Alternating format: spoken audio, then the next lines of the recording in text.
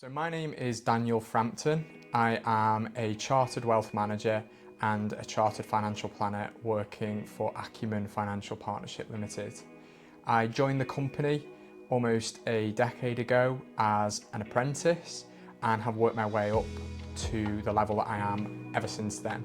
I've done this progressively, going from the standard diploma required to advise clients to chartered level, which requires an additional 12, 13 exams depending what route you take, and that gets you to a bachelor's level of diploma before you can call yourself chartered, as well as a set number of years of experience.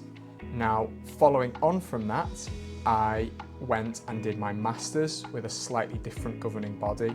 This was geared much more towards the investment management and wealth management side, which is why I now can call myself a chartered wealth manager, and that is a master's level qualification. That required an extra 3 exams, which compared to the initial work that I had to do to call myself chartered financial planner was a very worthwhile thing doing, and comparatively didn't require that many extra qualifications, albeit they were quite difficult. So the clients that I work with primarily, where my biggest amount of added value can be found, is clients that are business owners. Now, I come from a long line of business owners. Aside from my dad, who is a doctor, every single other person within my family has grown, scaled, and either exited or retired as a business owner. So I come from a long lineage of understanding what it's like to set up a business, the sacrifices involved, all of the hard work, the stress, and all that sort of thing. I also know that business owners tend to be focused on the day-to-day operations of the business, and therefore often leave out a long-term financial plan for both their family and the exit, what they want out of the business. Now, concurrently, at the end of that process, once they've sold the business, I also know that that amount of money that they've received represents all of that hard work over those years. That amount of money is now their business.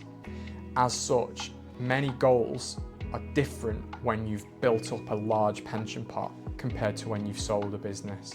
Lots of the time with a large pension pot, people want to grow it as much as possible and draw the greatest amount of income out of it as they possibly can. When you look at a pot of money, what used to be a business, you have a completely different emotional connection to it. And that emotional connection means that you're often much more likely to want to just preserve that capital to get an equivalent income to when you were working, and to ensure that that amount of capital doesn't fall below either a set level or doesn't grow too aggressively and have too much volatility. So it's all about capital preservation for a lot of those business owners. So my perfect area of value add would be to work with a business owner before sale to help build them a personal financial plan that works alongside their business whilst they focus on the important stuff. Then before the sale, I work with private equity funds, I work with solicitors, I work with accountants that specialise solely in the area of getting a business ready for sale and getting it into the best possible position to get the most value out of it.